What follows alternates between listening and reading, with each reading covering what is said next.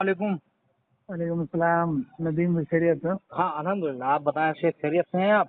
जी जी, अल्लाह का करम, अल्लाह का असल में मैं फजल। आपसे बात करना चाह रहा था, एक छोटा सा एक मसला है, उसके जी ताल्लुक से जो है थोड़ी सी आपसे रहनुमाई चाहिए शेख। जी, कि बोलिए।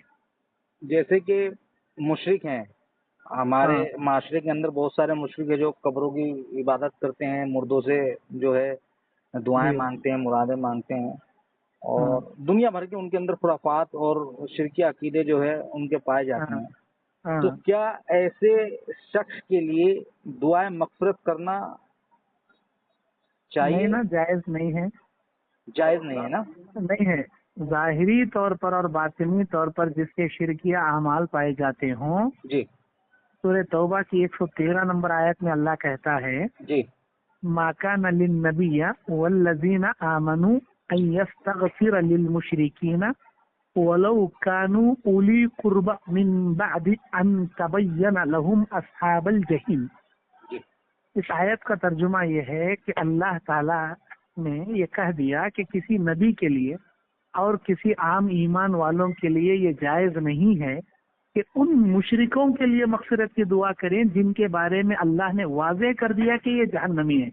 उनके लिए आपको जायज नहीं है। ये आयत का शान नुज़ूल अब्दुल्ला अबू तालिब के बारे में था, जो नबी कलमा पढ़ने पर बार बार इसरार कर रहे थे जी और उनके गुजरने के बाद तौबा मगफिरत कर रहे थे। जी और एक मुस्नद अहमद की हदीस में तफसीर अहसनुल बयान के अंदर जी अ, अल्लाह के नबी अलैहिस्सलाम जब अपनी वालिदा की खबर की जियारत की इजाजत मांगे तो दे दी गई, जी लेकिन मगफिरत की इजाजत मांगे तो अल्लाह ये आयत नाजिल किया। मुस्नद अहमद के हवाले से तफसीर अहसनुल बयान के अंदर जी इस हवाले से ये आयत की तफसीर में मौजूद है। बहरहाल इसके शान नुज़ुल में दो हदीसें मौजूद हैं। यानी हमारे खानदान में ऐसे बरेली हजरात जो ज़ाहिरी तौर पर शिरक करते हों, गैरुल्लाह से इस्तिआनत तलब करते हैं, जी ग्यारहवीं करते हैं, और इसके अलावा बेशुमार खबरों पे जाके सवाल करते हैं, उर्स जी मनाती हैं, सजदे करती हैं। जी। तो ऐसे लोगों के मरने के फौरन बाद ना इनकी नमाज जनाजा पढ़ना दुरुस्त है, ना इनके लिए मगफिरत की दुआ करना दुरुस्त असल में चीज क्या है ना शेख, हमारे बहुत से आलिम दीन जो है है। वो इसको कहते हैं कि जब तक उसकी तकफीर ना की जाए, जब तक वो हम्म। जो है उसको मतलब उसके ऊपर फतवा ना लग जाए कि ये मुशरिक है और ये अल्लाह के अलावा जो है किसी और को भी जो है और क्या चाहिए, आंखों के सामने तो कर रहा है, पूरे जी जी शिरकिया वही अमाल रखकर शिरकिया हरकतें कर रहा है। जी। और क्या चाहिए। उनका अल्लाह ताला कहना कुरान मजीद सूरह यूसुफ की 106 नंबर आयत में जी ऐसे ही लोगों के बारे में फरमाया कि वमा युमिनु अक्सरुहुम बिल्लाहि इल्ला वहुम मुशरिकून। जी अक्सर कलमा पढ़ने वाले शिरक के काम ही करेंगे। हम्म, अगर ये मुशरिक नहीं है तो फिर कौन है मुशरिक, कलमा गो मुशरिक कौन है वो आखिरकार। जी जी। मैं असल में मैं इस चीज पर काफी जो है मुतमईन हूँ जो आप हम्म। बता रहे हैं, और काफी हाँ। टाइम से मैं जो है वो आलिम दीन से इसके ताल्लुक वो से मैं डरने वाले पॉलिशी मारने वाले उलमा होते हैं। हमें ऐसे लोगों से नहीं उनका डरते। जो हक हाँ है, शेख उनका हक बोलने में कभी किसी से नहीं डरना चाहिए। हाँ नहीं, डरने की तो बात इसमें कोई है नहीं, लेकिन शेख उनका कहना क्या है, उनका कहना ये है कि जब आप उनके जनाजे की नमाज पढ़ रहे हैं और उनको जो है कफन दफन दे रहे हैं, मुसलमानों के कब्रिस्तान के अंदर दफन कर रहे हैं, और जो है उनके विरासत में जो है उनकी विरासत के हिस्से जो है आप बांट रहे हैं, तो फिर उनके लिए दुआए मगफरत क्यों? तो मैंने बोला ये तो कोई दलील नहीं हुई ना कि एक आदमी सारी जिंदगी जो है अल्लाह और अल्लाह के रसूल के मुखालिफत में गुजारता है, और उसको ऐसा हाँ। नहीं कि उसको समझाया नहीं जा रहा है, उसको बताने वाले लोग जो है उसको बता नहीं रहे हैं, और जो है उसको खोल खोल कर अल्लाह के कलाम नबी का फरमान जो है पेश नहीं कर रहे हैं, और हम्म। उसकी जद्दोजहद में उसकी फिक्र के अंदर जो है अपना टाइम, अपना वक्त, अपना पैसा जो है बर्बाद कर रहे हैं कि हमारा भाई जो गुमराही की तरफ निकल गया है, अल्लाह रब्बुल इज्जत उसको हिदायत दे और वो जो है हिदायत पर आ जाए, और जो है ये शिरकी अमल, ये बिदतें जो है उसको छोड़ दे। और जब उनसे गुफ्तगू की जाती है और जब उनके सामने कुरान पेश किया जाता है, हदीस रसूल पेश की जाती है, तो वो कहते हैं हम्म। कि हमारे इमाम के नज़दीक ये चीज़ है और फलाना है ठिकाना। मैंने ये सारी चीज़ें उनके सामने पेश की, लेकिन हम्म। उन्होंने मेरे को यही कहा कि भाई ये मामला थोड़ा सा जो है पेचीदा है। तो मैंने बोला इसका पेचीदा है तो आप तफसीली हमें। जवाब मैं आपको देता हूँ। जी अभी जमात के जिम्मेदारों सब खाना खाने के लिए आया हूँ। जी जी।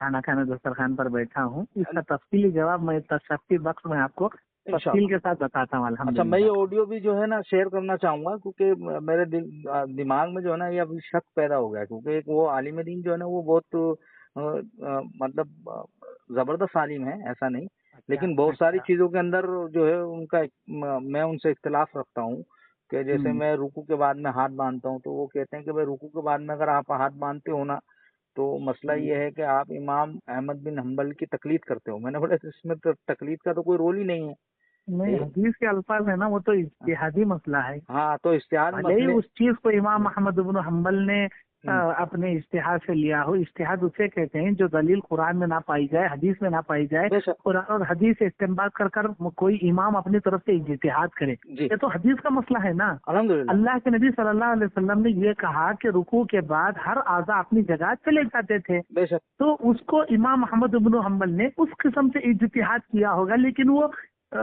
حنبلیوں کا مسئلہ نہیں ہے.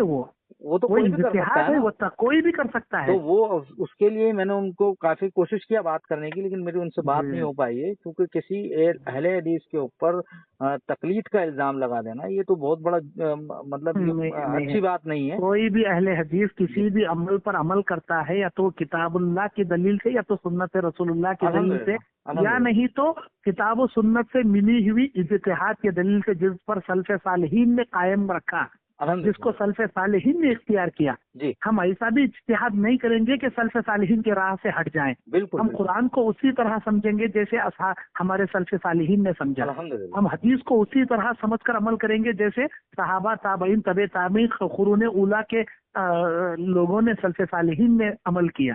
ہم الحمدللہ. ان کی راہ سے ہٹ کر اپنی طرف سے کوئی بڑے مجتہد علامہ بن کر کوئی نئے مسائل پر اجتہاد، کوئی دین سے ہٹا ہوا طریقہ نہیں اختیار کریں. بے شک. جو بھی کریں گے کتاب اللہ سنت رسول اللہ کے مطابق کریں گے اور سلف صالحین کے نقش قدم پر چلیں گے بس. الحمدللہ. جزاک اللہ خیر شیخ. انشاءاللہ آپ کھانا کھائیے اور انشاءاللہ ہم فرصت سے انشاءاللہ اس مسئلے پر بات کریں گے کیونکہ اچھی یہ بات، اچھی بات. جی جی بہت بہت شکریہ آپ کا شیخ. ٹھیک ہے، جزاک اللہ. وعلیکم السلام.